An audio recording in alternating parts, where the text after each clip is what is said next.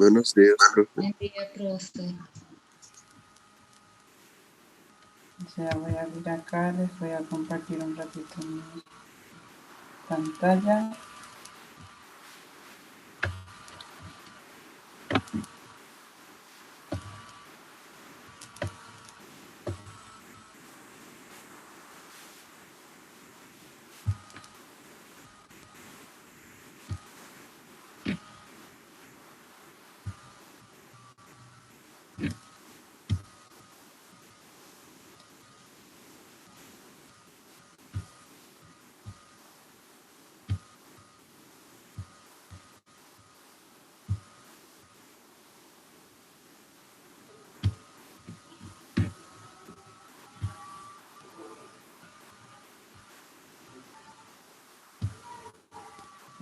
¿Les aparece la presentación?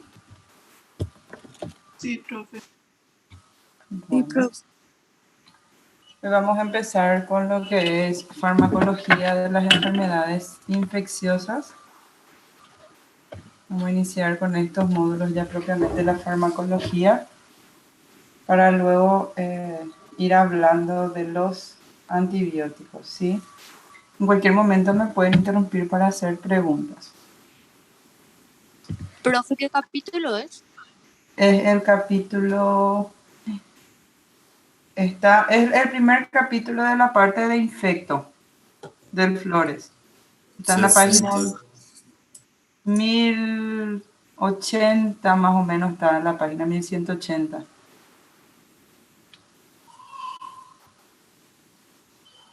Justamente hoy vamos a hablar de generalidades de la parte de infecto, pero le puse luego el nombre del capítulo que dice farmacología de las enfermedades infecciosas. Hablando un poco de historia, saber, ¿verdad?, que los antibióticos tienen la particularidad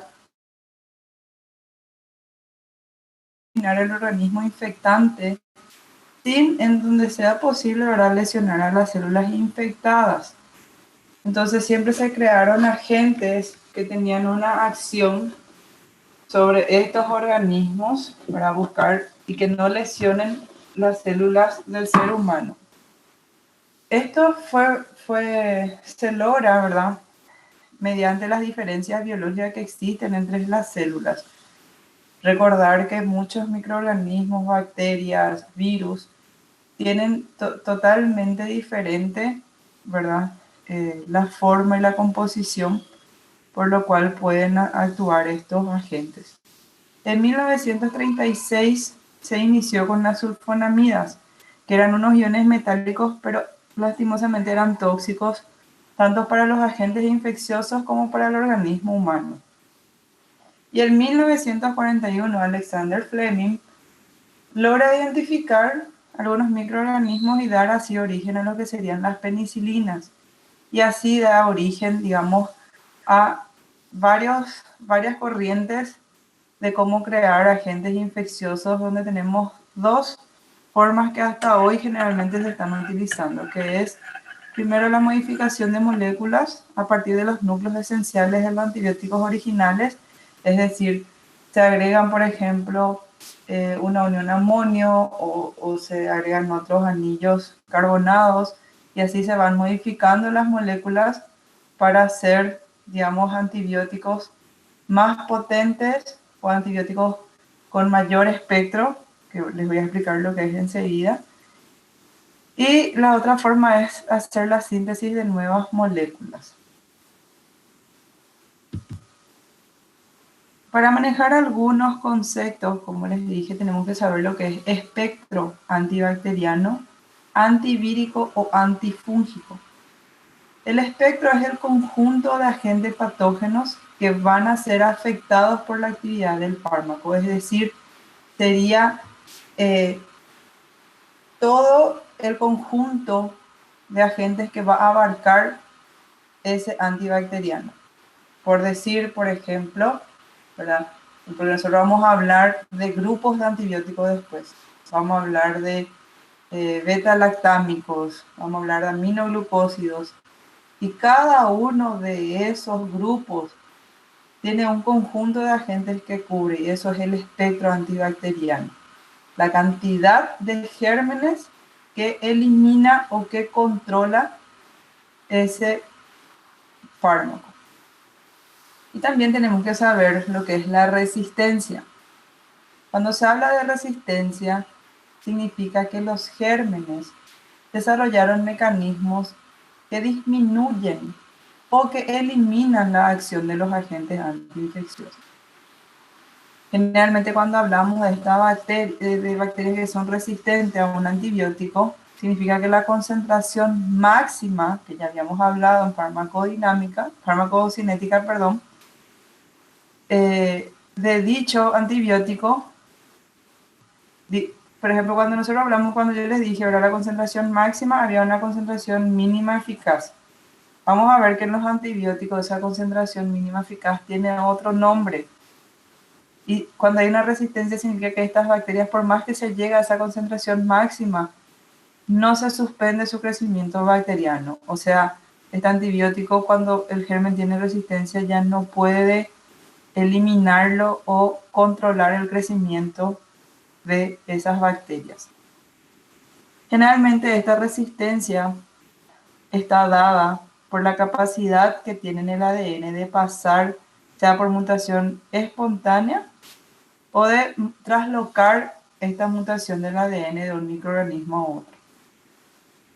Existen varias causas que vamos a hablar que predisponen a una resistencia bacteriana, pero los mecanismos moleculares que van causando son alteración en el sitio blanco del antibiótico, o sea, en el receptor o en la parte de que va a tener que actuar de la bacteria, la disminución de la penetración del fármaco, el aumento del flujo del fármaco, o sea, de la expulsión del fármaco de dentro de la bacteria, y también puede haber enzimas inactivadoras del antibiótico.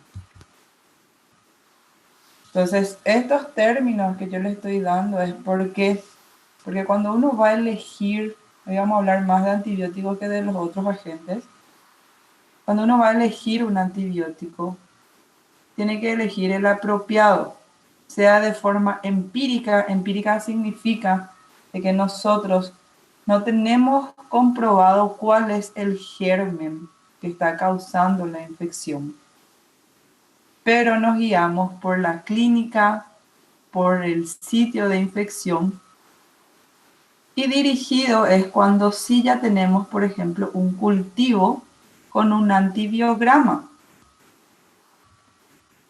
Entonces hay que elegir el adecuado también, es decir, la dosis adecuada acorde a la edad, a las patologías que tiene el paciente, ¿verdad? Si tiene una falla renal, una falla hepática, adecuado para penetrar en los tejidos, porque habíamos visto en farmacocinética que, por ejemplo, hay sitios en donde la absorción es diferente la penetración en el sistema nervioso central, es diferente si es, por ejemplo, a nivel pulmonar o si es a nivel óseo, y también tiene que ser adecuado al inóculo, que enseguida les voy a contar qué es.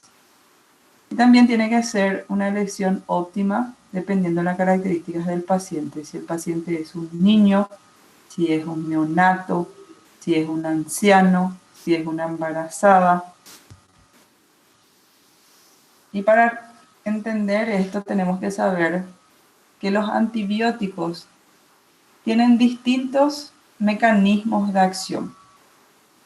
Y ahí vamos a ir viendo que muchos de los grupos se asocian de acuerdo a esto, ¿verdad? Por ejemplo, existen los antibióticos que inhiben la función de la membrana celular, como por ejemplo la anfotericina, la isoniazida, las polimixinas. Hay inhibidores de la función del ácido nucleico, ¿verdad? Como las fluoroquinolonas y la rifampicina. Hay inhibidores de la síntesis de proteína, inhibidores de la pared celular de la bacteria, estamos hablando, y inhibidores del metabolismo propiamente dicho. Esto es para hablar un poquitito, que sepan un poquitito más de cada uno. Cuando hablamos de inhibición de la síntesis de la pared celular de la bacteria, en este grupo se encuentran los beta-lactámicos, por citar son algunos la penicilina, la cefalosporina, que Esto, como les dije, vamos a ir dando otra vez familia por familia en las clases. Pero esto es un resumen para que tengan, ¿verdad? Que los beta-lactámicos lo que hacen es, se unen a una proteína de la pared celular y a enzimas que son responsables de la producción de los peptidoglucanos. De manera que inhibe a esta enzima, entonces ya no se pueden formar los peptidoglucanos y la bacteria ya no puede sintetizar la pared celular. Están los glucopéptidos como la vancomicina, que inhibe la elongación de la cadena de los peptidoglucanos. Los polipéptidos como la bacitracina o la polimixina, que inhibe la membrana citoplasmática bacteriana y transporta los precursores de los peptidoglucanos. Y la polimixina inhibe directamente la membrana bacteriana en sí, al igual que otros agentes que sobre todo van a ver que nosotros usamos en el tratamiento de la tuberculosis, como la isoniazida, la etionamida y el etambutol, que también van inhibiendo ácidos que conforman la pared celular del germen. En el grupo de los que inhiben la síntesis proteica, como los aminoglucósidos, la tetraciclina, los macrólidos, ellos hacen bloqueo. Esto van a tener que recordar un poquitito de biología, ¿verdad? Recordar que existían los ribosomas 50S y 30S, que producían la replicación de las proteínas en el citoplasma. Entonces, los aminoglucósidos y las tetraciclinas bloquean el ribosoma 30S, mientras que los macrólidos y la oxazolidona bloquean al 50S. El mecanismo de inhibición de la síntesis de ácidos nucleicos, si vamos a recordar otra vez por biología, recuérdense que todo organismo vivo necesita estar sintetizando ácido nucleico, ¿verdad? Sea ADN o ARN, para seguir subsistiendo, seguir replicándose. Entonces hay antibióticos que inhiben esta síntesis de ácido nucleico y por ende así van eliminando la replicación del germen, como por ejemplo las sulfonamidas, que inhibe bloquea la síntesis del ácido fólico, la dapsona y el trimetoprim. Entonces, de esta manera le van inhibiendo para que ya no puedan seguir replicándose.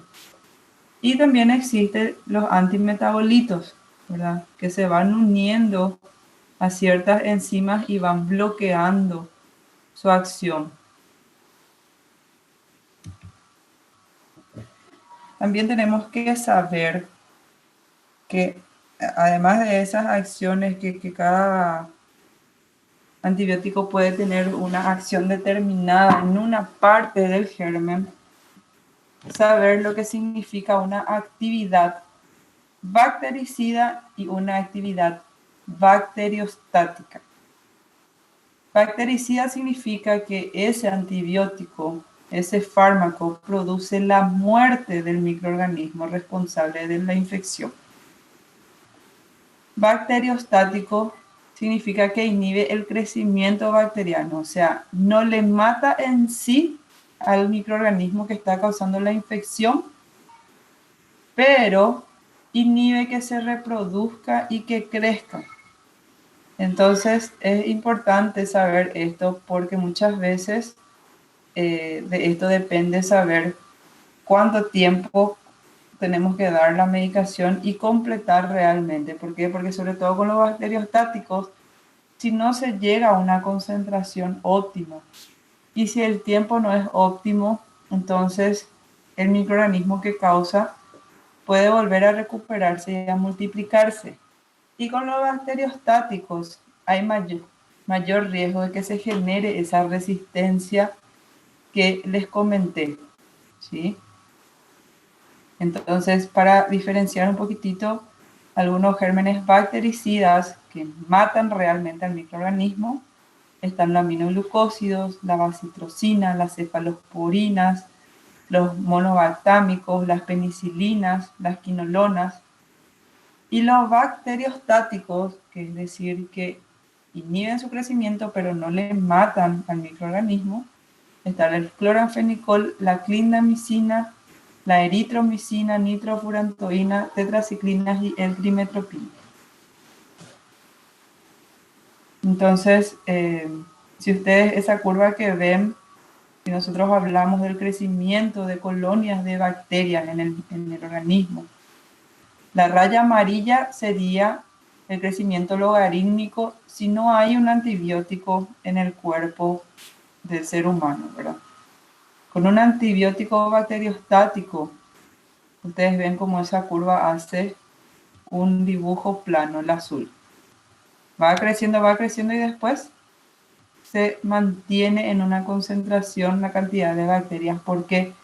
Porque inhibe su crecimiento pero no le mata.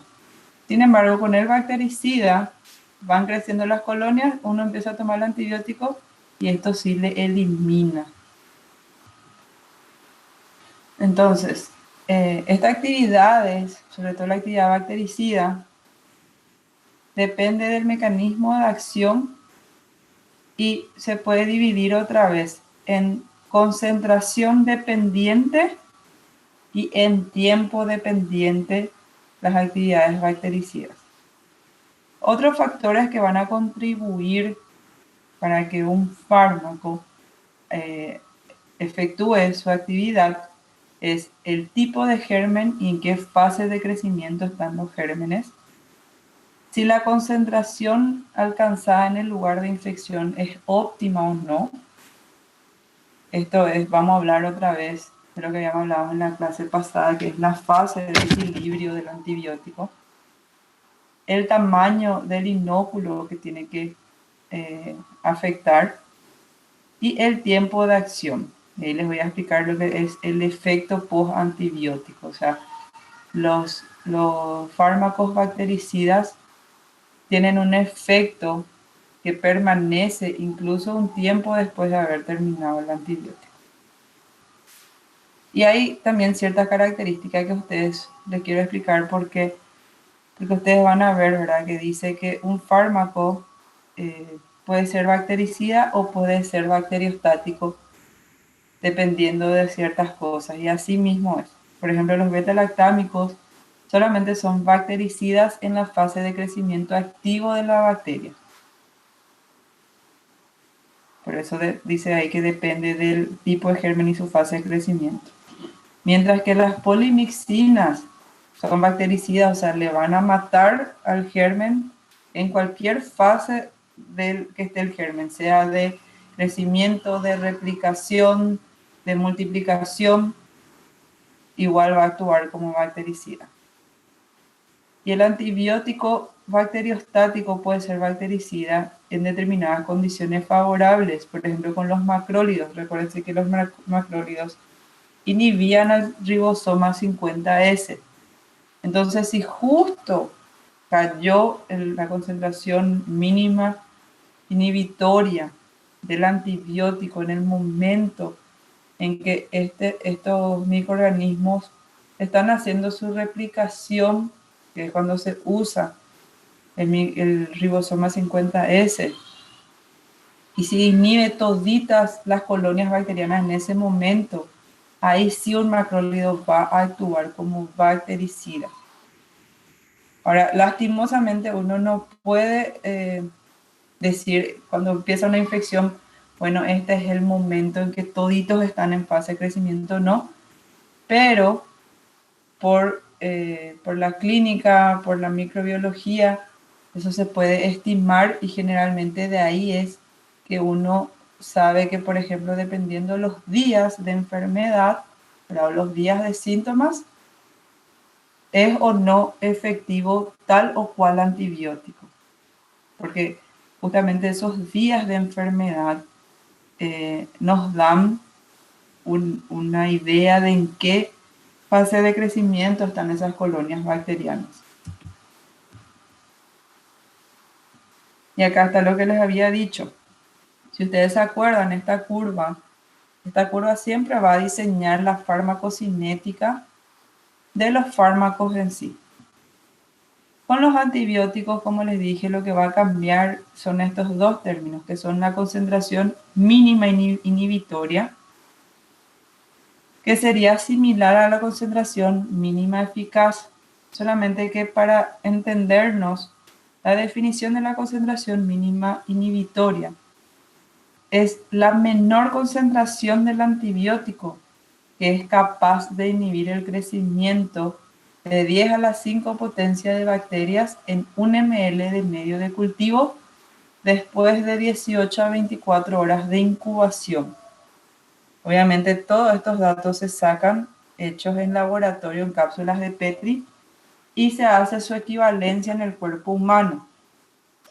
Entonces, cuando hablamos de la concentración mínima inhibitoria, sería hablar en términos farmacocinéticos similar a la concentración mínima eficaz. Es decir, cuando el antibiótico alcanza esa concentración en el cuerpo, significa que va a ser efectivo para empezar a controlar esa infección. Y la concentración mínima bactericida es la menor concentración del antibiótico capaz de destruir o de matar el crecimiento de 10 a las 5 potencia de bacterias en 1 ml de medio cultivo después de 18 a 24 horas de incubación. La concentración sería como comparando, sería más o menos parecido a la concentración máxima, solamente que es diferente. ¿Por qué? Porque esto no es el pico del antibiótico, sino que es a partir de esa concentración, significa que ese antibiótico ya es bactericida, o sea, ya le mata. La concentración mínima inhibitoria, como dice, es a partir de eso ya inhibe el crecimiento, ya no se van a multiplicar esos microorganismos. Sube más la concentración y llega a la concentración mínima bactericida y ahí sí ya le empieza a matar a los microorganismos. Pero ese antibiótico se puede concentrar más aún que esta concentración mínima bactericida y llegar a un pico. Y este pico sí coincide con la concentración máxima, solamente que en algunos antibióticos vamos a ver que no podemos llegar a ese valor porque ya puede resultar tóxico o puede tener otros efectos adversos para el microorganismo. Por eso es que en algunos casos se controlan los valores pico. También tenemos que saber lo que es punto de corte de sensibilidad, que es la concentración de antibiótico por debajo de la cual se considera sensible a una determinada especie. Y estos términos tenemos que saber porque en algún momento ustedes cuando lleguen al internado van a ver lo que es un cultivo y un antibiograma. Si yo quiero saber que idealmente hoy se recomienda hacer en todas las infecciones, ¿verdad? Se hace, por ejemplo, si uno tiene una infección urinaria, se le pide una orina simple, pero también se le pide un urocultivo, o sea, un cultivo de esa orina. Esa orina se pone en cápsulas de Petri y se hace justamente lo que dice acá, una incubación. Y se observa a ver si hay crecimiento de bacterias o no y de qué bacterias hay el crecimiento. Y a la vez, cuando se aíslan las bacterias, se ponen pequeñas muestras de antibióticos que son dirigidos a ese microorganismo y se ve qué tan sensible es.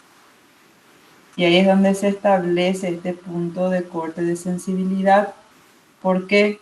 Porque un mismo germen puede tener mucha sensibilidad, es decir, con una concentración bajita de un antibiótico ya se puede inhibir o ya se puede morir, mientras que con otro antibiótico, por ejemplo, se puede inhibir nomás y no morirse, y con otro antibiótico puede subsistir sin ningún problema. Entonces eso es corte de sensibilidad, saber cuánto de ese antibiótico ya le hace efecto a ese microorganismo. ¿Estamos bien hasta acá?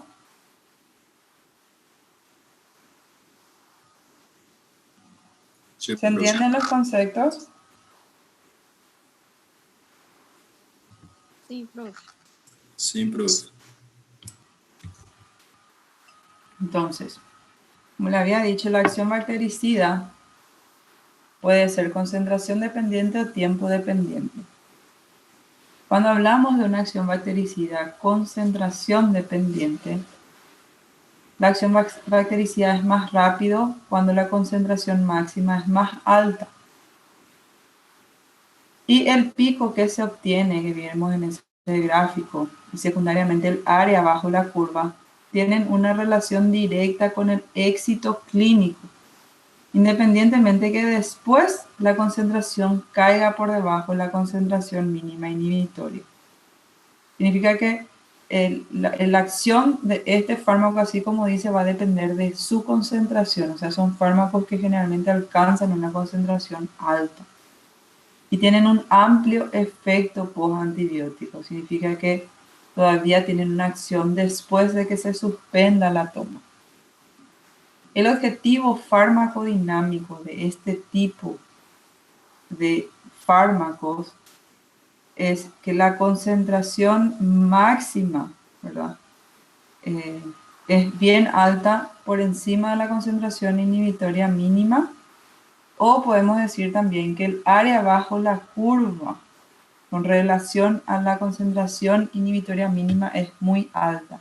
Así, esto, en los que son concentración dependiente, esta área bajo la curva siempre va a diseñar va a tener un área mayor que, por ejemplo, los que son tiempos dependientes. Generalmente la relación entre la concentración máxima, entre este pico y la concentración mínima inhibitoria, suele ser grande esta diferencia. En los bactericidas que son tiempo dependientes, su actividad bactericida es máxima con una concentración máxima 4 veces sobre la concentración mínima inhibitoria. Y generalmente su actividad no va a aumentar con la concentración mayor. O sea, por más que después el fármaco se vaya concentrando más, no va a aumentar su acción bactericida, sino que su máxima eficacia se logra obteniendo por mucho tiempo la concentración del antibacteriano 4 veces por encima de la concentración inhibitoria mínima. O sea, en este tipo de fármacos, nosotros tenemos que llegar, por ejemplo, a una concentración. Es decir, si ustedes se acuerdan de esa fase de estado de equilibrio, con estos fármacos se tiene que lograr eso, se tiene que lograr una concentración y mantener esa concentración. A diferencia del que es concentración dependiente, que si nosotros conseguimos ya una concentración, no importa si esa concentración dura 2 o 4 horas. Si se logró, ya empieza a matar el microorganismo. Sin embargo, acá, con estos fármacos necesitamos alcanzar una concentración y mantener esa concentración por un tiempo prolongado. Entonces, el objetivo farmacodinámico de este tipo de fármacos es mantener tiempo prolongado por encima de la concentración mínima inhibitoria. Y generalmente estos son los fármacos que tienen dosis fraccionadas de acuerdo a su vida media. Son generalmente esos fármacos que nosotros damos cada 6 horas o cada 8 horas y se tienen que respetar esos tiempos. Cuando el inóculo es más alto, entonces ahí sí la concentración máxima va a adquirir importancia. O sea, en esos casos sí hay que muchas veces subir la dosificación. Por ejemplo, esto puede pasar con los beta-lactámicos y con la vancomicina. Entonces, otro término que tenemos que conocer es el efecto post-antibiótico, que es el tiempo que se mantiene la inhibición sobre el microorganismo tras la exposición al antibiótico. Es mayor en aquellos fármacos que actúan como inhibidores de la síntesis proteica que en inhibidores de la síntesis de pared celular, porque esto se ve por biología, porque recuérdense que cuando vos inhibís la síntesis proteica, vos estás inhibiendo que ese microorganismo se multiplique, se vuelva a generar. Sin embargo, cuando uno inhibe la pared celular, uno lo que hace es le quita la protección al microorganismo para que otros, otros organismos del cuerpo le ataquen, por ejemplo, los linfocitos B o los macrófagos. Uno le quita esa protección que tiene en su pared celular. Está relacionado el efecto postantibiótico con la concentración del antibiótico y también con el tiempo de la exposición del antibiótico. Entonces, esta es la misma imagen, yo le saqué que está luego en el libro, ¿verdad? Que muestra, por ejemplo, la relación del efecto postantibiótico, esto es in vitro, ¿qué significa? En cápsulas de Petri. ¿Por qué? Porque en un ser humano obviamente va a ser más difícil hacer este estudio. Y pueden ver que, por ejemplo, en los inhibidores de síntesis de pared, como el astronano, la cefalosporina, dependiendo del microorganismo, hay un efecto postantibiótico y en algunos prácticamente no. Por ejemplo, si vamos a comparar, en la tercera línea ahí ven glucopéptidos. Los estafilococos, sobre estafilococos, tiene un efecto postantibiótico. Es decir, que si suponemos ese glucopéptido y es una infección por estafilococos, todavía hay una acción duradera de ese antibiótico. Sobre el Streptococcus pneumoniae no hay ese efecto. Tampoco sobre el Streptococcus pyogenes. Y esto es importante diferenciar sobre qué gérmenes hay esta duración y sobre qué gérmenes no. Porque dependiendo de eso es que el antibiótico, si por ejemplo dependiendo de qué germen uno sospecha que está causando y en qué zona es, se puede dar por 7 días o se tiene que ampliar a 10 días o en algunos casos vamos a ver que se llega hasta 21 días, 40 días de antibiótico. Y si ustedes ven comparando los mismos inhibidores de síntesis de pared sobre los inhibidores de síntesis de proteínas o ácidos nucleicos, van a ver que hay más puntitos positivos en los inhibidores de la síntesis de proteínas. Entonces, eso es lo que dice que hay mayor duración del efecto postantibiótico en aquellos antibióticos que son inhibidores de síntesis de proteínas que en aquellos que son inhibidores de la síntesis de pared. Es decir, muchas veces estos antibióticos como los aminoglucósidos, las fluoroquinolonas o los macrólidos, nosotros vemos que se dan de forma más corta. Por ejemplo, vos das una toma diaria por 5 días nada más. Mientras que una cefalosporina tenemos que dar por 7 a 10 días. El efecto inóculo generalmente es un efecto que los que más hacen este efecto son los beta-lactámicos, que son fármacos bactericidas. Y el efecto inóculo es el efecto que inhibe la síntesis de pared celular y lo que hace es que necesitan bacterias que estén en fase de crecimiento. Las infecciones que tienen inóculo alto, ¿verdad? Que inóculo significa que la fase de crecimiento de la bacteria está en fase estacionaria. O sea, se están multiplicando, no es que están en fase de crecimiento, hay una fase estacionaria. Por lo tanto, en este efecto inóculo, la acción bactericida va a disminuir. ¿Qué significa? Que un beta-lactámico, acá está el gráfico, el beta-lactámico, esta es la pared estable de un microorganismo. Entonces viene el beta-lactámico y lo que hace es, se une a una parte e inhibe que esto se pueda formar, que pueda unirse, entonces va deshaciendo los peptidoglucanos y se destruye esa pared. Y por ende, dependiendo de qué fase del crecimiento es, si por ejemplo esa bacteria se estaba multiplicando, como ya no va a poder formar su pared, entonces ya digamos le produce una acción bactericida, se muere porque no tiene la protección. Entonces, para que esto pueda hacer ese beta-lactámico, necesitamos que justito llegue y actúe cuando las células están formando esta parte de la pared. ¿Por qué? Porque si las paredes, vamos a suponer que las paredes ya están todas formadas, por ejemplo, si hay un absceso, ¿qué significa un absceso?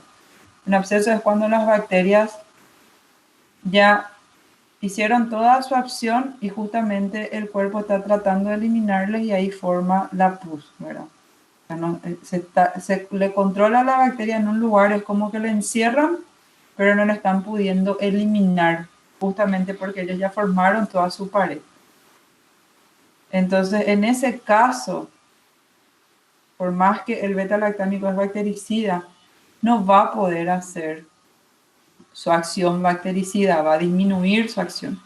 Es decir, que si nosotros, por ejemplo, el beta-lactámico justito le dimos acá al paciente, porque esto es el crecimiento en una infección donde se forma inóculo, donde se forma justamente esta fase estacionaria de las bacterias. Si nosotros vemos, o sea, vamos a dar un ejemplo, un paciente vino y se golpeó, se cayó de la bicicleta y se hizo un corte en la pierna y gracias a ese corte entró una bacteria en la zona de la pierna. Al principio, en las primeras 6 a 8 horas, esto va a estar haciendo la bacteria. Va a estar haciendo un crecimiento, se va a estar multiplicando y después el cuerpo le va a identificar, le estoy hablando sin ningún antibiótico, el cuerpo le va a identificar y va a empezar a atacar para tratar de eliminarlo, pero como esa bacteria tiene su pared celular intacta, lo único que va a poder hacer es le va a poder controlar en una zona. Entonces, como la bacteria no fue eliminada, solamente controlada, sigue haciendo su acción, ¿verdad?, del microorganismo, y ahí es donde empieza a formar inflamación y generar pus, ¿verdad? Entonces, en esa fase estacionaria, si nosotros le damos el antibiótico, nosotros vamos a controlar que ellos ya no se puedan multiplicar, o sea, ya no va a poder aumentar la cantidad de microorganismos. Pero a esas bacterias que están ahí encapsuladas en ese inóculo, en esa parte donde se generó la pus, el antibiótico no va a estar haciendo ninguna acción. Entonces, vamos a eliminar los nuevos que se forman, pero esos que están ahí estacionarios no. Entonces, eso es lo que se llama efecto inóculo, que hay una parte en donde la acción del antibiótico está disminuida. ¿Y qué se hace entonces en ese caso para eliminar esa parte? Y hay que eliminar ese inóculo. Generalmente, si hay un absceso, hay que drenar, hay que abrir y sacar esa parte. Igual que, por ejemplo, en una osteomielitis, cuando es en el hueso ya la infección, generalmente hay que sacar esa parte. ¿Se entiende? Sí, doctor. Sí.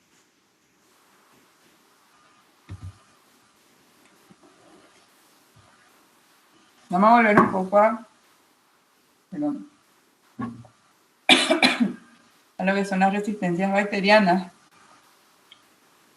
y saber los mecanismos por los cuales se generan estas resistencias bacterianas. Hay que saber que los gérmenes los microorganismos pueden generar resistencia de forma natural, ¿verdad? O sea que normalmente van cambiando su estructura y van generando una resistencia natural, como también existen las resistencias bacterianas adquiridas. Para hacer una resistencia a un antibiótico, generalmente hay dos mecanismos más frecuentes. Generalmente primero aparece una mutación de un gen bacteriano que genera una actividad diferente, ¿verdad? O la bacteria puede producir antibióticos. Por ejemplo, la streptomicina, que es un antibiótico que usamos, está generada por el microorganismo Streptomyces.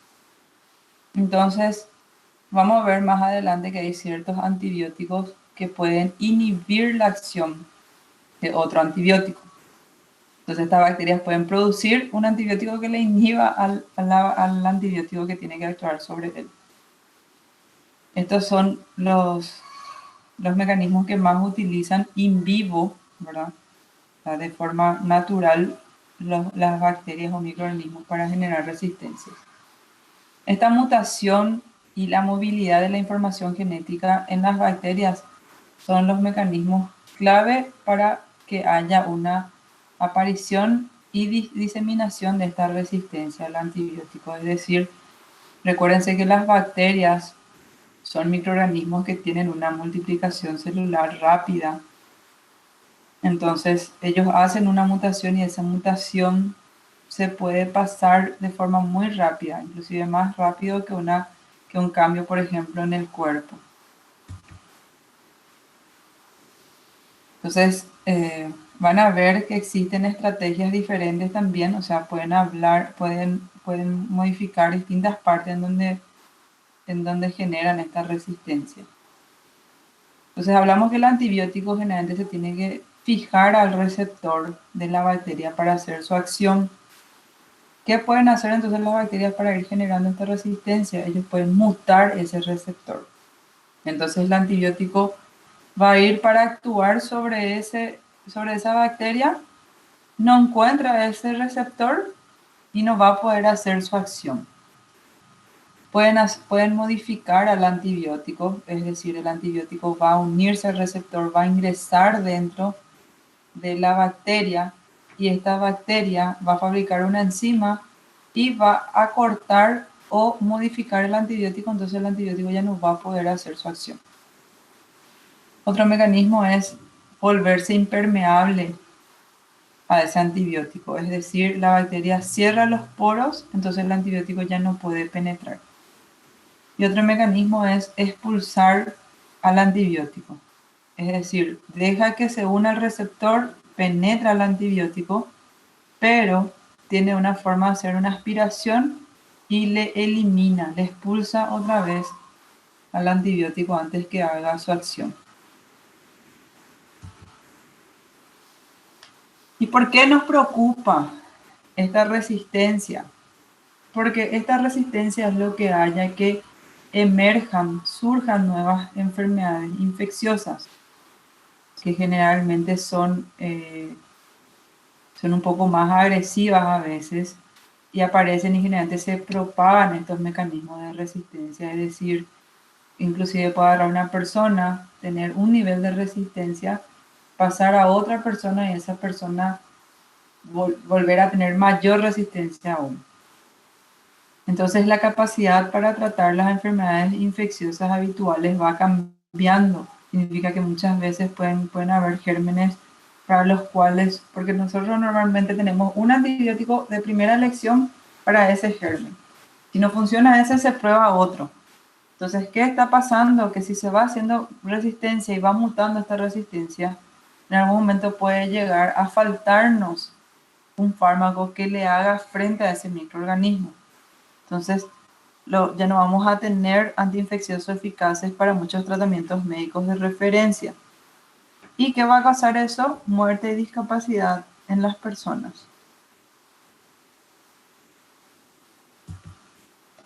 ¿Y qué soluciones se vio a esto? Al tratar de frenar esta resistencia. Como les dije, estos gráficos que ustedes ven a la derecha son los gráficos que se usan para hacer el antibiograma en un cultivo. O sea, ustedes ven que se pone el germen, ahora se pone la pastillita y se ve si le mata o no. Entonces, para solucionar esta resistencia, hoy en día se están haciendo protocolos y lo primero que solicitamos es un antibiograma. O sea, es pedir un método o prueba que determina la sensibilidad de los gérmenes a los antibióticos. ¿Para qué? Para justamente darle directamente un antibiótico que pueda eliminar ese microorganismo y no darle tiempo a ese microorganismo para que vaya generando estos mecanismos de defensa frente al antibiótico. Lo otro que se tiene que hacer es asegurar la etiología de la fiebre o síntomas. ¿Qué pasa? Muchas veces Un paciente puede tener fiebre o puede tener síntomas que pueden estar causados, por ejemplo, por un virus. Sabemos bien que con los virus no hay acción antibiótica. Entonces, eso vamos a tener que, significa que un médico tiene que hacer una buena historia clínica y una buena semiología, examinarla a su paciente. Y así va a tener una orientación realmente a ver si es una infección viral o una infección bacteriana, para saber si se necesita o no realmente un antibiótico o no, porque eso es lo otro que ayuda a generar la resistencia. Entonces, casi siempre cuando empezamos un tratamiento de un cuadro infeccioso se hace un tratamiento empírico, es decir, orientado de acuerdo a la clínica, al sitio de infección, pero en lo posible se tiene que hacer un antibiograma antes de empezar ese antibiótico, y mientras se espera el resultado, se inicia un tratamiento dirigido de forma empírica. Y después, cuando nosotros tenemos ese resultado, valorar si es que hay que cambiar o no el antibiótico, y cambiar solamente cuando la evolución del paciente no es favorable. En términos prácticos, viene un paciente que le duele al orinar, que me dice que orina cada rato y parece que nunca, que no le pasa esa sensación de querer orinar. Entonces, ¿qué me orienta a esos síntomas? A una infección urinaria, ¿verdad? Entonces, yo le hago el examen, le hago puño percusión bilateral para ver si es que ya es una pielonefritis o si estoy hablando de una cistitis nada más, ¿verdad? Eso es determinar el sitio de infección. ¿Por qué? Porque los gérmenes, generalmente si es una pielonefritis, son gérmenes distintos a lo que pueden causar una cistitis. Después ver si la paciente es una mujer o un varón. ¿Por qué? Porque recuérdense que las mujeres tenemos la uretra más corta y está más próxima a lo que es el canal vaginal, entonces hay gérmenes que están más en contacto. Determinar si el paciente tiene algún antecedente de litiasis renal o no. Entonces todo eso nos va a orientar a elegir el antibiótico. Entonces yo veo una paciente, por ejemplo, una mujer joven de 25 años, que viene por disuria, por tenesmo. Entonces yo le hago puño percusión, me da puño percusión negativa. Yo le pregunto sobre otros síntomas y no hay, no tiene cólicos, nada de eso, no hay diarrea asociada.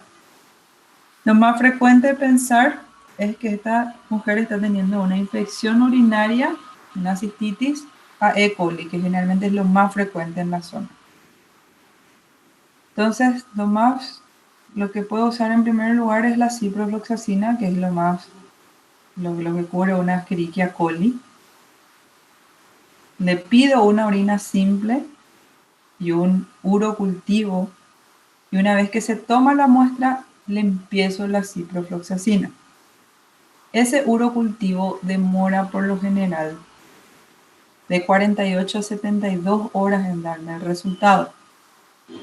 Entonces, hoy en día, justamente la E. coli es uno de los gérmenes que mayor resistencia generó a la ciprofloxacina por este mal uso. ¿Por qué?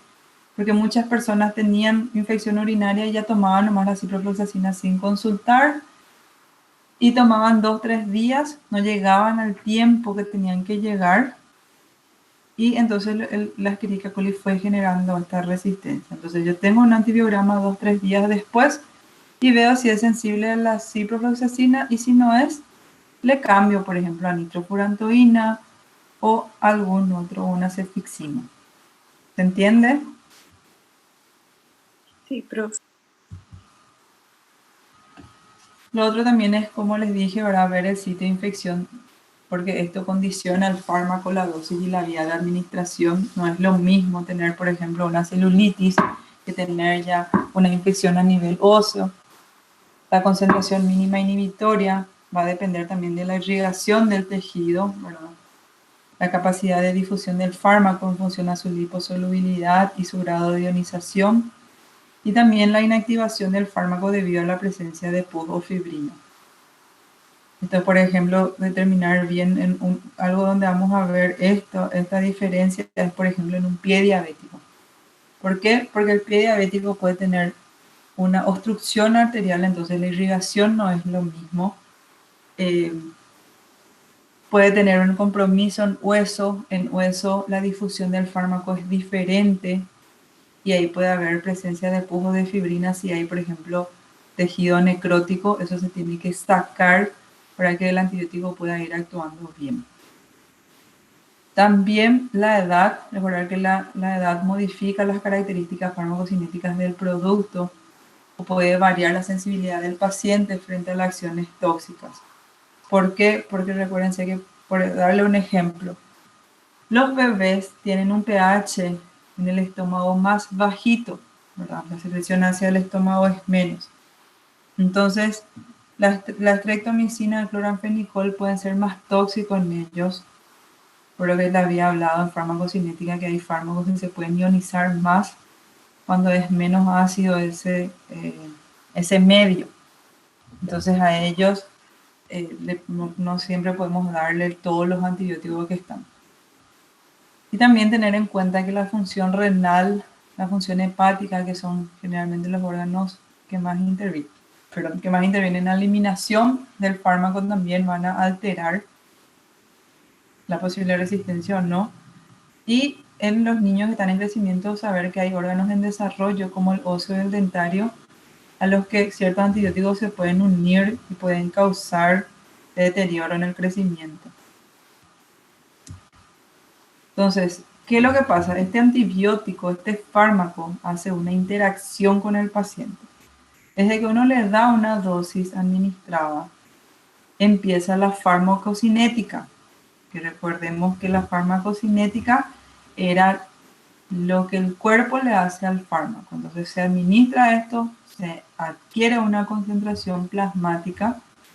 Esta concentración plasmática va haciendo esos mecanismos de metabolismo y de eliminación y tiene que ser una distribución, y cuando hace su distribución alcanza una concentración en el sitio donde tiene que actuar, o sea, donde hay una infección, sea por ejemplo en una infección urinaria en el riñón o en la vejiga, si por ejemplo una neumonía en el pulmón. Y ahí empieza a hacer su efecto farmacológico, que es lo de la farmacodinamia, o sea, el efecto propio que ya hace el fármaco sobre el cuerpo. ¿Y qué pasa? Que siempre va a haber este trío, o sea, entre el paciente, la bacteria y el fármaco, ¿verdad? Recordar que va a haber esta relación entre toxicidad, su respuesta y la farmacodinamia. Entonces, la interacción entre llegar a esa concentración óptima y no producir toxicidad es lo que nosotros queremos lograr. Para recordar, saber, ¿verdad?, que la farmacocinética es la relación que se establece entre el antimicrobiano y el paciente, que va a incluir todos estos procesos que ya vimos de absorción, distribución, metabolismo y eliminación. Y la farmacodinamia, que describe la interrelación que se establece entre el perfil farmacocinético y la susceptibilidad de la bacteria. Los parámetros que vamos a tener que ir teniendo en cuenta, ¿verdad? Ver si estos fármacos van a estar biodisponibles, o sea, ver qué porcentaje de la dosis es capaz de alcanzar una concentración en la sangre, ¿verdad? Para que se pueda hacer acción en su sitio. En los pacientes críticos, recordar que esta biodisponibilidad va a estar alterada porque la capacidad de absorción disminuye. Y en los neonatos también va a ser variable. O sea, le puse esta comparación para que ustedes vean cómo todos estos, habíamos dicho que cada parte de la farmacocinética se iba alterando.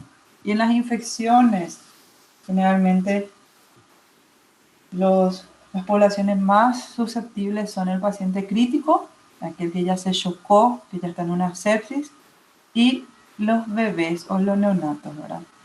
Entonces esto es para comparar cómo varía, por ejemplo, la unión a las proteínas plasmáticas, que en el paciente crítico y en el neonato los dos va a disminuir, pero por mecanismos diferentes.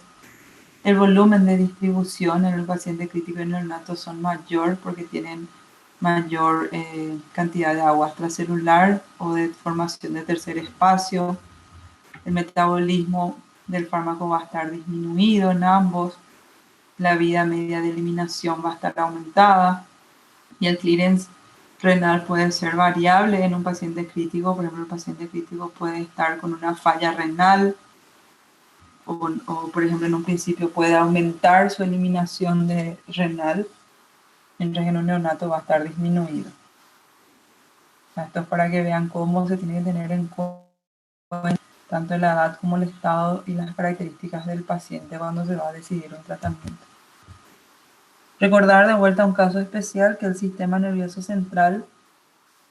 ¿Por qué? Porque como habíamos dicho ya, su permeabilidad está restringida. Lo que pasan son moléculas liposolubles muy pequeñas, las moléculas orgánicas no pueden atravesar. Y saber que hay ciertos antibióticos nomás que tienen buena penetración, como la rifampicina, el metronidazol o el meropenem. Y hay fármacos que tienen penetración limitada.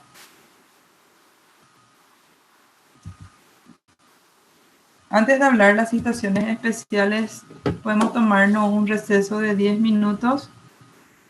O sea, sería un poquitito, sí, 10 minutos para volver a las 9:20, ¿le parece? Sí, profe. Y ahí Profe. volvemos con las situaciones especiales a tener en cuenta. Entonces nos tomamos un pequeño descanso y volvemos para las 9:20.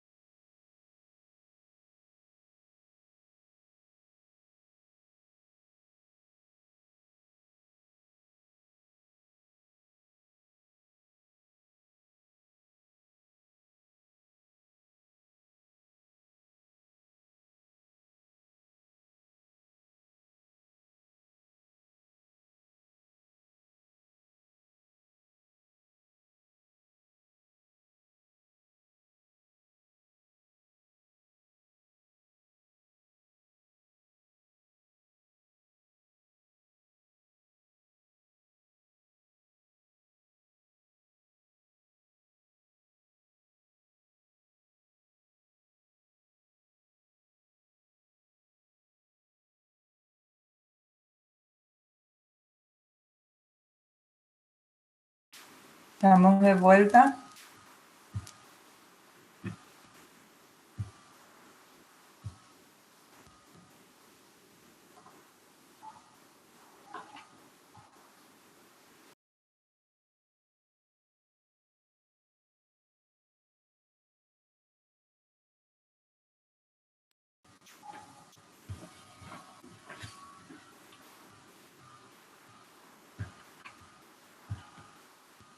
¿Les aparece ya la pantalla?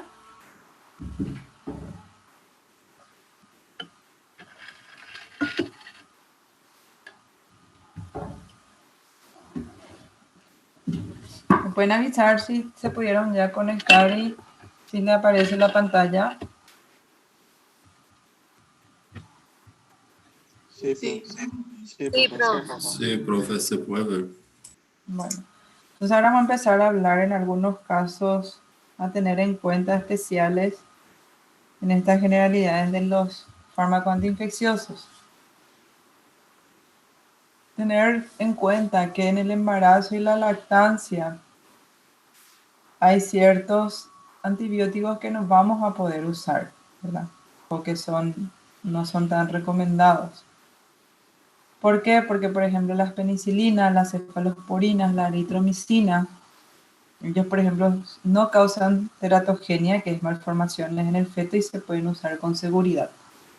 Las tetraciclinas sí tienen acción sobre los huesos y dientes que están en formación y también provocan hepatotoxicidad. Los aminoglucósidos, por ejemplo, pueden llegar a lesionar la función auditiva del feto, ¿verdad? Sobre todo en la streptomicina se vio que se dio a las mamás que tenían tuberculosis. Entonces hay que tener en cuenta estas particularidades de los antibióticos. Saber que en el caso de lactancia pasan todos los antimicrobianos, pero en algunos pasan solamente pequeñas concentraciones. Y hay algunos que sí se van a tener que evitar, como las sulfonamidas, el ácido salicílico. ¿Por qué? Porque vamos a ver que existen personas que tienen deficiencia de la glucosa 6-fosfato y, por ejemplo, le pueden causar hemólisis. Y saber que, por ejemplo, el cloranfenicol y el metronidazol tienen riesgo de toxicidad neurológica en el bebé. Así que también, por ejemplo, las tetraciclinas pueden estar queladas en el caso de que haya lactancia. Entonces, cuando hablamos de una mujer embarazada, generalmente van a ver esto al leer el espectro de los antibióticos que tienen categorías. Entonces, estos son los factores, o sea, los factores que van a determinar el grado que se puede usar el antibiótico, no ver si atraviesa o no la placenta, es la solubilidad lipídica, el grado de ionización, el peso molecular, si los antibióticos se unen o no a proteínas, si hay maduración de la placenta o no, cómo está el flujo sanguíneo. Y estas son las categorías que van de la A hasta la E. La categoría A significa que el daño al feto es poco probable, que se pueden usar con seguridad, ¿verdad?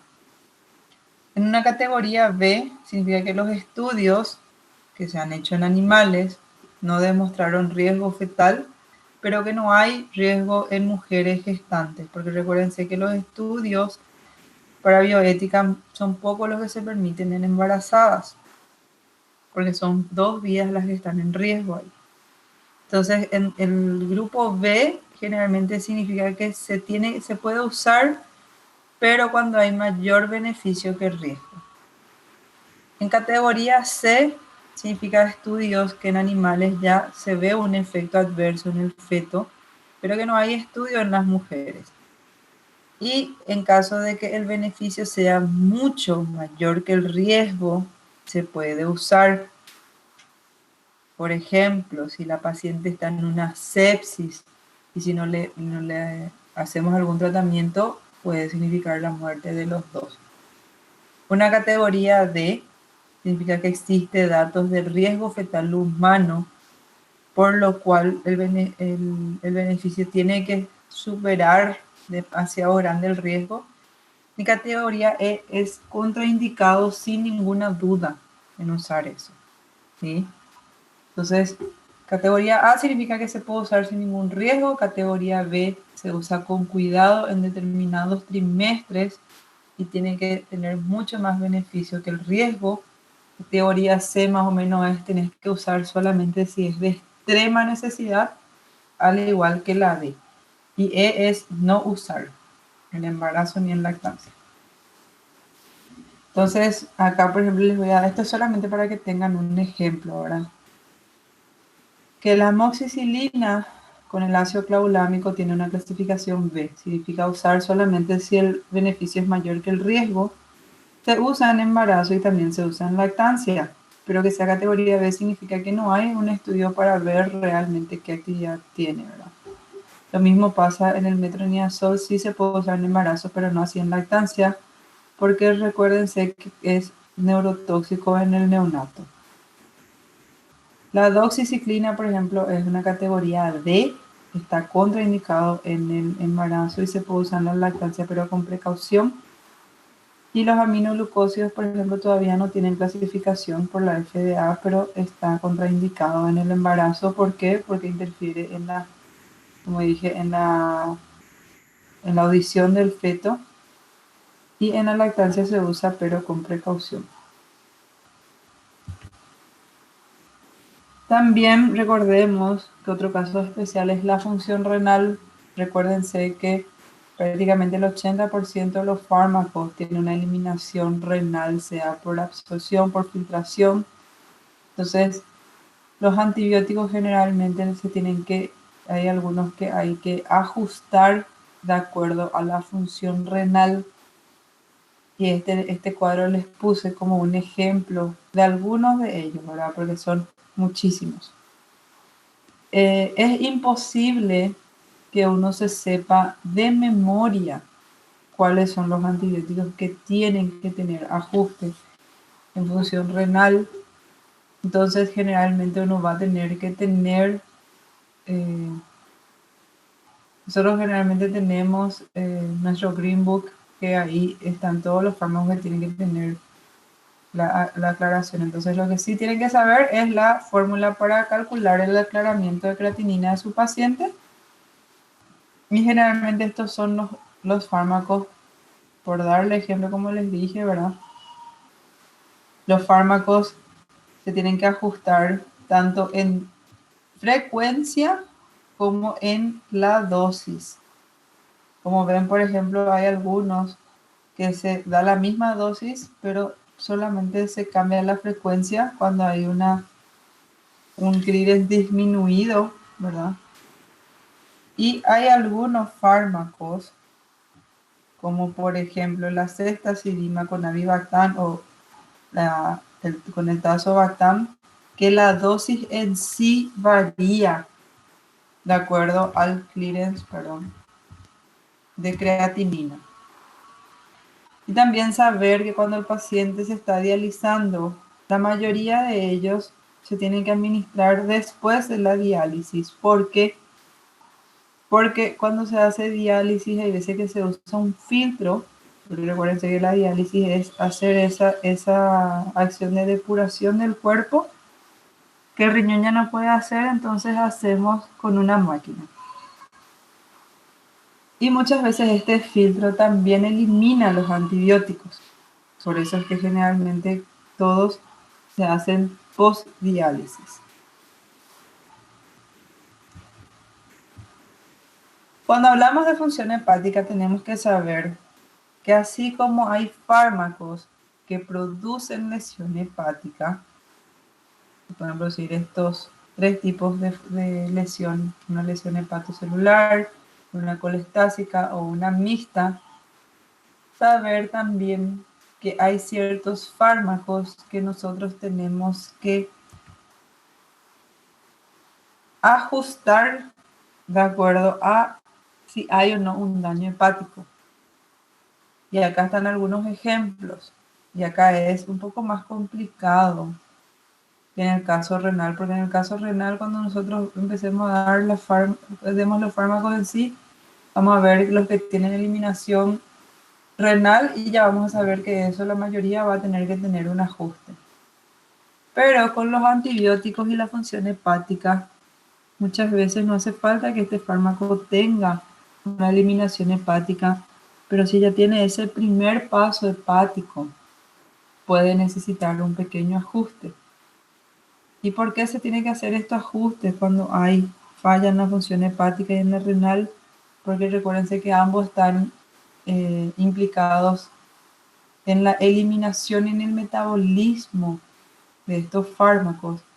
Y por ende, si no se hace el ajuste, puede conllevar a una mayor toxicidad para el paciente. ¿Entiende?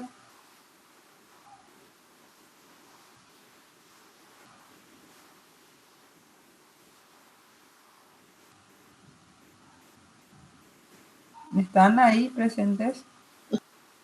Sim, prof, pode continuar. También tenemos que saber que en algunos casos se tiene que hacer una monitorización de los fármacos. ¿Qué significa monitorear el fármaco? Generalmente se tiene que hacer, un control de los valores o concentraciones que tiene este fármaco, ¿verdad? Generalmente se hace esta monitorización, por ejemplo, en la micacina, en la gentamicina y tobramicina por su nefrotoxicidad. Y generalmente se hace, por ejemplo, en las primeras 24 horas y después se va ajustando de acuerdo a la necesidad o cambio de dosis. También con la teicoplamina y con la vancomicina, sobre todo cuando hay tratamientos de larga duración. ¿Por qué se hace la monitorización? Se hace, por ejemplo, en aquellos antibióticos que tienen un índice terapéutico pequeño. ¿Qué significa? Que su concentración mínima inhibitoria y la concentración máxima o la concentración mínima tóxica es muy pequeña. Entonces, recuérdense que si la concentración mínima inhibitoria, que es desde donde empieza a ser efectivo este fármaco, está muy cerca de la mínima tóxica, es muy fácil llegar al lado tóxico. Entonces, por eso los antibióticos con índice terapéutico pequeños tienen que monitorizar. También en aquellos pacientes que tienen una respuesta no favorable, porque hay que ver si estamos llegando a la concentración óptima del fármaco o no, o qué es lo que está pasando. También en aquellos pacientes que tengan variables que pueden alterar el nivel de equilibrio estacionario, por ejemplo, un paciente con insuficiencia renal, en los recién nacidos, en los ancianos. Y cuando el tratamiento es prolongado, como lo mostré con la teicoplamina o con la vancomicina. ¿Por qué? Porque la toxicidad también se puede acumular en este tiempo. Entonces, ¿cómo monitorizamos? Generalmente se hace el control de valle y de pico. ¿Y qué es valle y qué es pico? El nivel valle es la concentración mínima. Calcular cuánto es lo mínimo que hay de ese fármaco. ¿Cómo se mide eso? Se extrae una muestra al final del intervalo de administración. ¿Qué significa eso? Por ejemplo, yo le estoy dando vancomicina 1 gramo cada 8 horas. Yo le di a las 6 de la mañana una dosis. La siguiente dosis le toca a las 2 de la tarde. Entonces, a las 2 menos 5, justito antes de la siguiente dosis, ahí les traigo la muestra para calcular el valle, la concentración mínima de ese fármaco. Y el pico es la concentración máxima que alcanza ese antibiótico.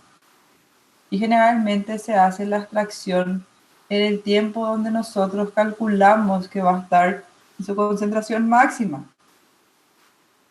Y recordamos que esto generalmente coincide con el tiempo máximo, que eso es un dato farmacocinético que vamos a tener del fármaco.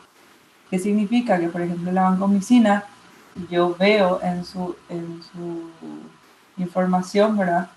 Que más o menos su tiempo máximo de acción es de 30 minutos a 1 hora. saber que en ese tiempo tengo que hacer la extracción. La primera determinación, sea para el valle o para el pico, tengo que hacer una vez que se alcanzó la fase de equilibrio estacionario. Recuérdense que la fase de equilibrio estacionario se da en cuántas vidas medias del fármaco. El martes pasado nomás dimos eso.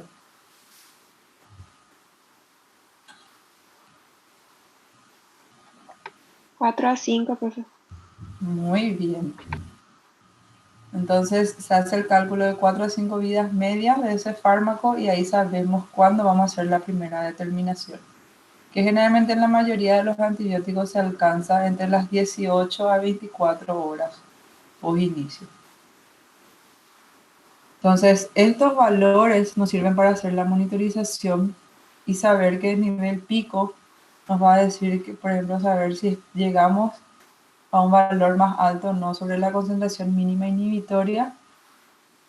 Y el nivel valle para saber si es que no disminuye demasiado y también evitar la toxicidad.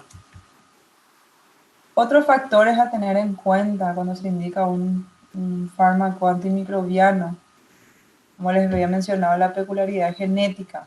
Recordar que en personas que tengan déficit de la glucosa 6-fosfatasa, ciertos fármacos producen hemólisis, como las sulfonamidas, la nitrofurantoína, el cloranfenicol. Saber que cuando existe pus o un tejido necrótico, se va a dificultar el alcance de una concentración suficiente del antibiótico, por lo cual siempre cuando hay esto se tiene que hacer primero un procedimiento quirúrgico y después continuar con el tratamiento antibiótico. Por eso en algunos casos es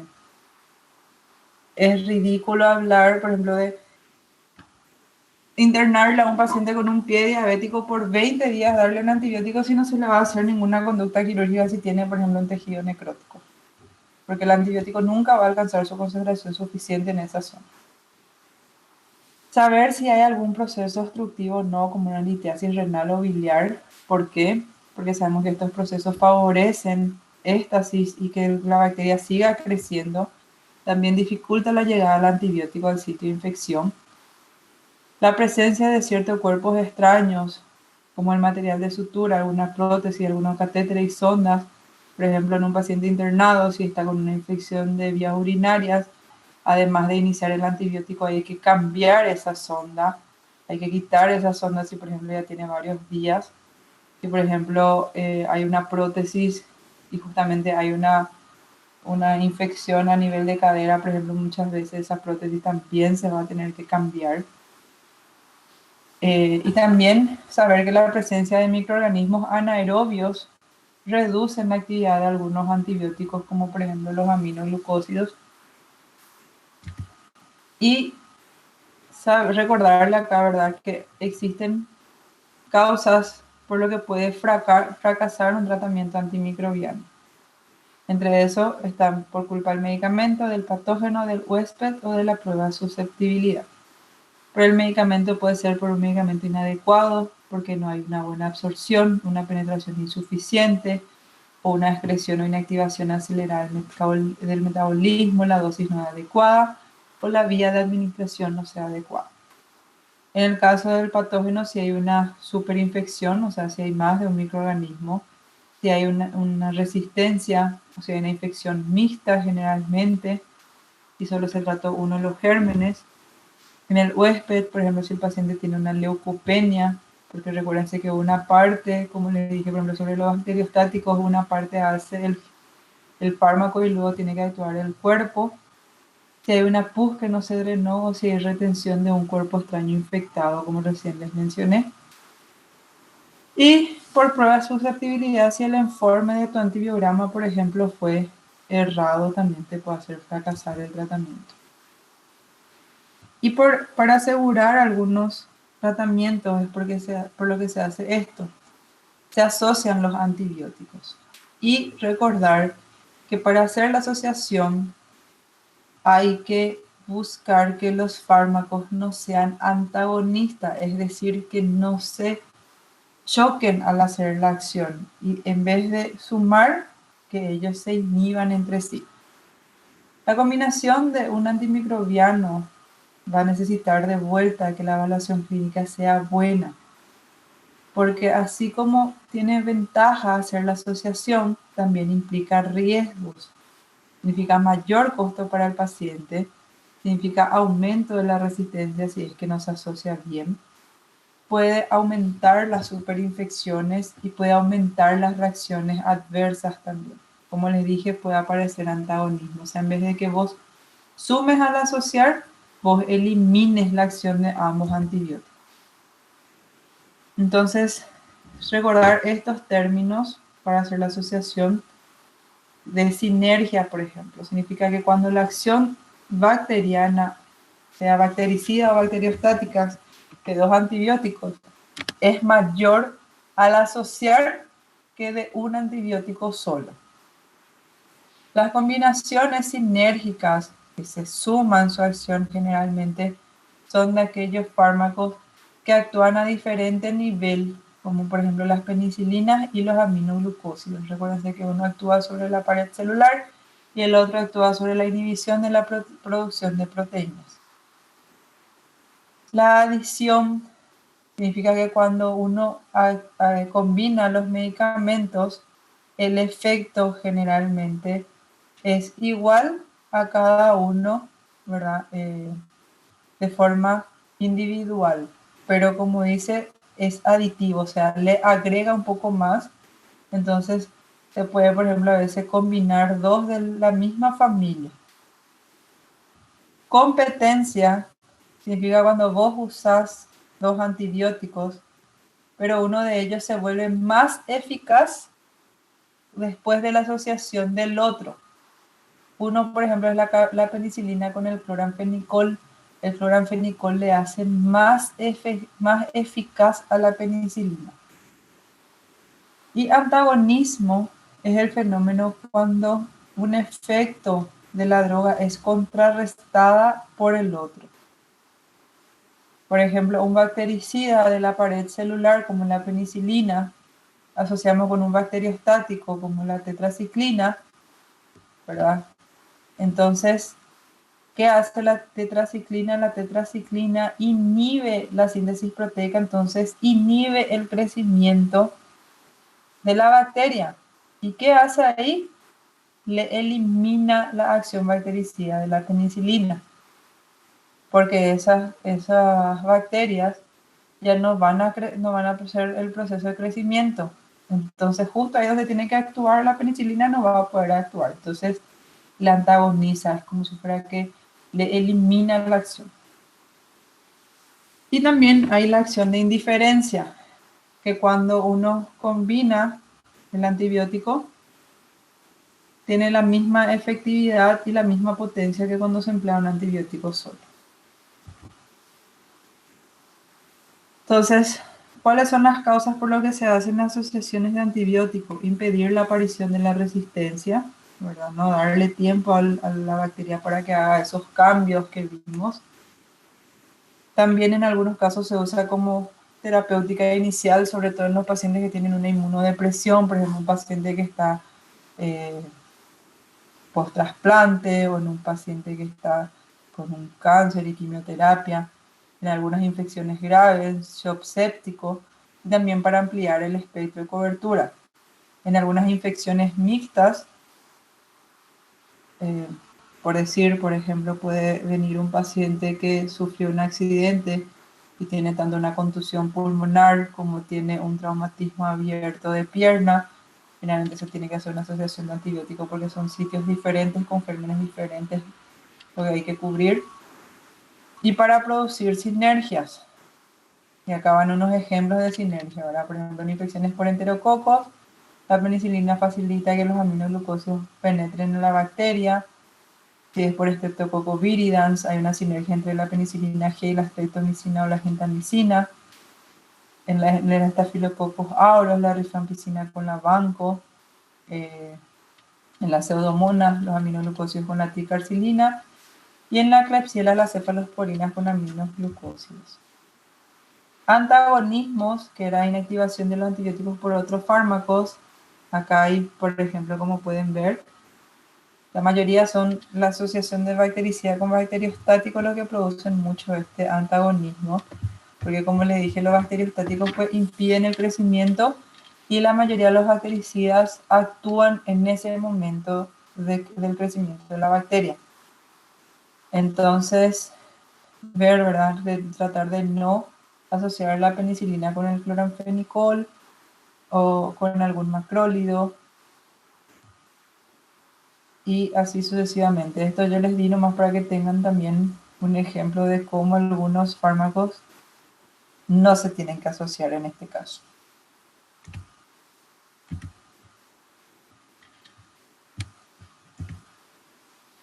También saber que la duración del tratamiento puede variar de acuerdo al sitio anatómico. Y acá les muestro cómo en el mismo órgano, dependiendo de qué germen es o de qué enfermedad estamos hablando, puede variar. En las articulaciones, por ejemplo, si vamos por una artritis séptica, generalmente dura 21 días, mientras si es monocócica, solamente 7. El corazón suele tener sí o sí tratamientos prolongados que van desde 14 incluso hasta 42 días, dependiendo del germen. En la faringe normalmente tiene que ir de 10 a 14 días y así sucesivamente. El hueso es otro caso que les voy a mencionar un ratito rápido, que el hueso no tiene mucha vascularización y su difusión tampoco es mucha. Entonces, en este caso, generalmente los tratamientos son muy prolongados en la mayoría de las veces y en muchos de los casos se tiene que optar por algún procedimiento quirúrgico. Estos son otros sitios que generalmente el tratamiento puede ser largo. Y si podemos relacionar aquellos sitios de mayor vascularización, como por ejemplo en el pulmón, senos, la piel, pueden hacer generalmente tratamiento un poco más corto, porque justamente el fármaco llega más y adquiere más rápidamente su concentración. Y antes de terminar, quiero que sepan también que tenemos que entender lo que son profilaxis.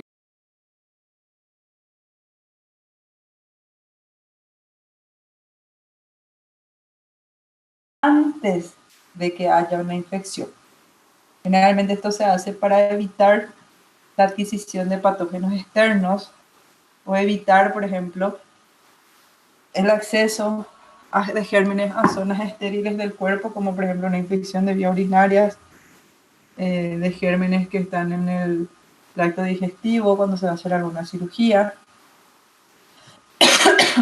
para evitar o disminuir la gravedad de algunos procesos agudos, por ejemplo en un paciente EPOC. Nosotros queremos evitar una neumonía, entonces se hace alguna profilaxis. Disminuir la aparición de infecciones en pacientes en alto riesgo, por ejemplo en un paciente con VIH o con inmunosupresión. Impedir recaídas en infecciones graves, sobre todo en aquellos que ya hicieron tratamiento largo, como en endocarditis. Y prevenir infecciones en algunas intervenciones quirúrgicas. ¿En qué casos se demostró que la profilaxis son eficaces? Porque muchas veces uno quiere hacer, sobre todo en las profilaxis prequirúrgicas, es donde más se quiere dar antibiótico para evitar la infección después de la cirugía. Pero generalmente ahí es un poco discutido, yo le voy a dar en algunos casos qué recomendaciones dar, ¿verdad? Pero donde se demostró que sí es bueno hacer la profilaxis y que ya existen protocolos cuando hay lesiones cardíacas susceptibles de producir una endocarditis infecciosa. Por ejemplo, si se interna un paciente por una intoxicación, es un paciente que nosotros sabemos que tiene una drogadicción, por ejemplo, por vía endovenosa. En ese paciente sí, por más que no tenga fiebre, no tenga datos, se tiene que empezar una profilaxis porque tiene mayor riesgo de hacer una endocarditis. Por ejemplo, en infecciones recurrentes por Staphylococcus aureus, personas que tienen a repetición infección en la piel o, por ejemplo, impétigo, contactos de pacientes con enfermedades meningocópsicas, ¿verdad? En ese caso, te van a ver médicos que están en la UTI y si hay un diagnóstico de una enfermedad meningocócica, se toma el antibiótico al confirmar ya el germen. O sea, toman los médicos tratantes que tuvieron contacto con ese paciente. En una cistitis recurrente por Escherichia coli, en un paciente con cirugía ocular o cardíaca, vascular, neurológica y ortopédica, en la cirugía colorectal, porque recuérdense que es una cirugía contaminada, en una cirugía sucia, por ejemplo, en un paciente que tuvo ruptura de vísceras o heridas traumáticas, también se tiene que iniciar antibiótico antes de que haya signos de infección. En los trasplantes, en las neutropenias y otros procesos hematológicos malignos. ¿Cuándo indicar en una profilaxis quirúrgica, o sea, antes de que el paciente entre a cirugía? Si hay un riesgo importante de contaminación o infección postoperatoria, como le dije, por ejemplo, una cirugía colorectal es una cirugía contaminada por el sitio.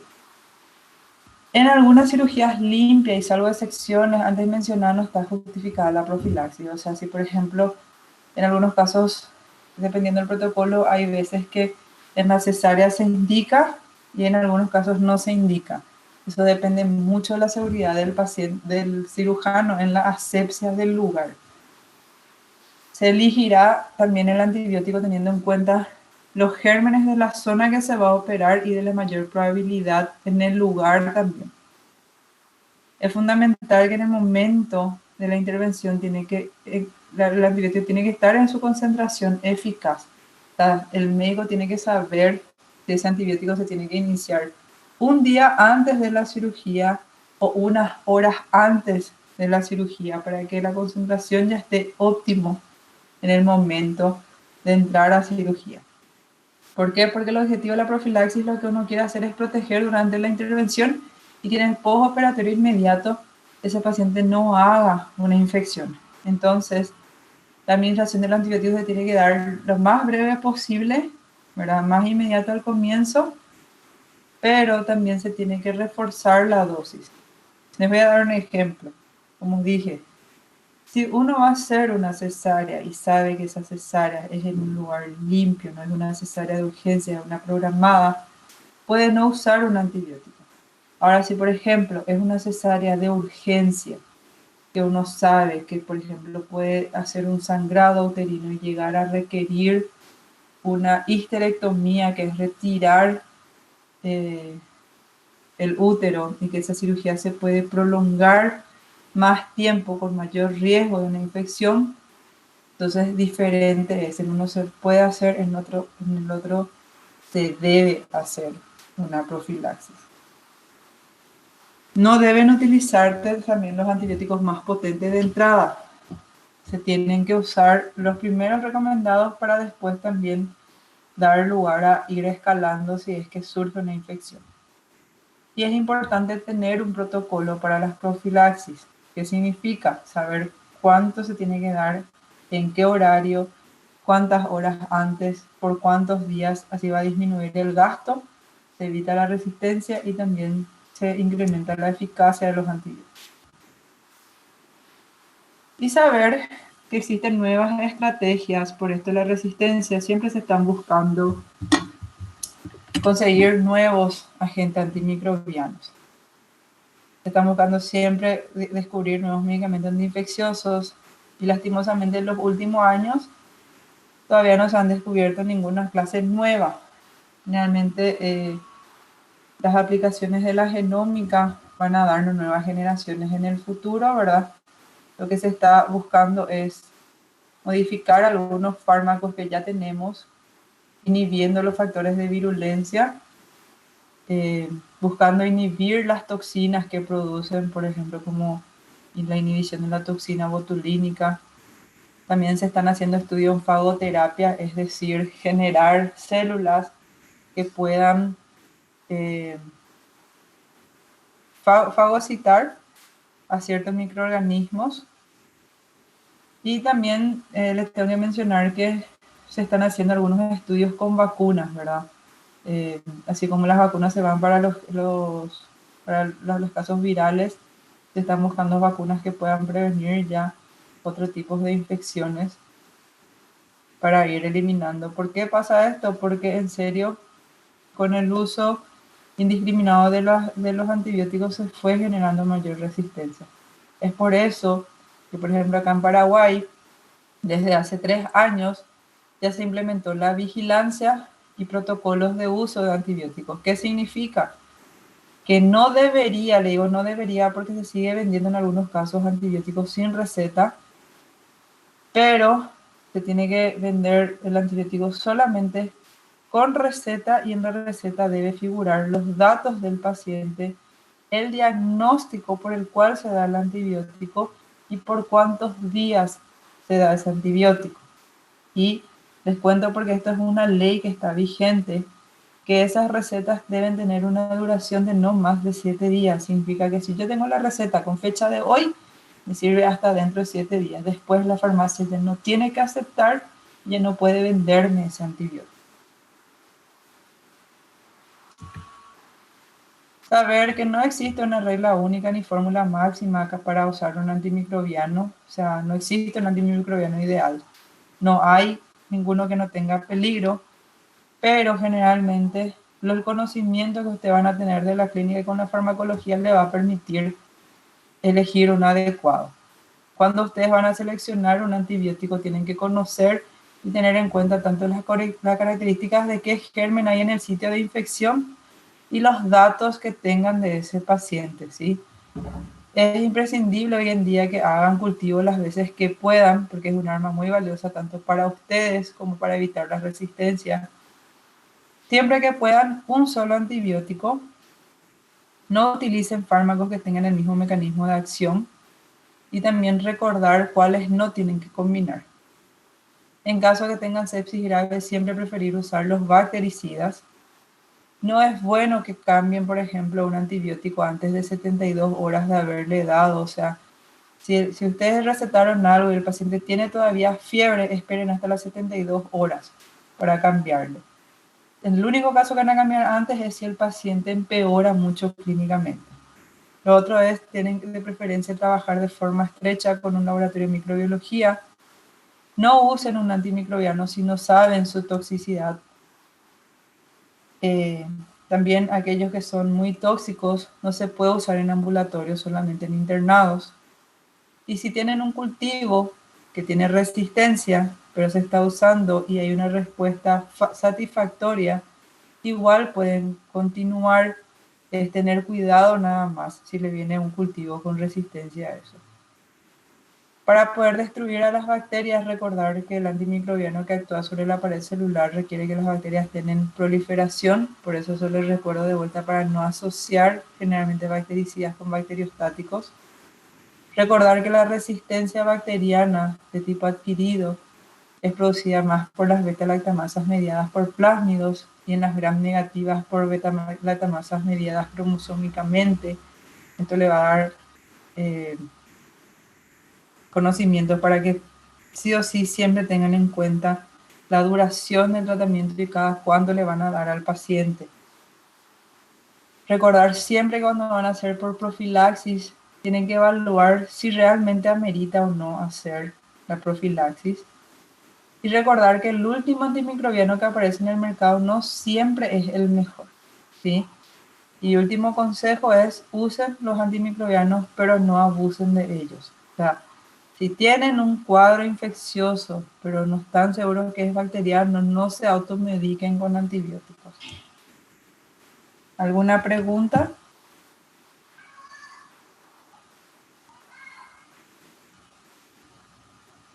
No, no, profe. No, profe.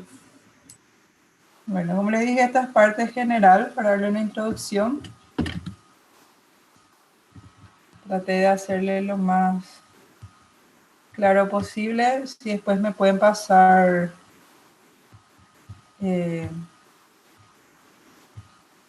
algún correo para acercarles las diapositivas.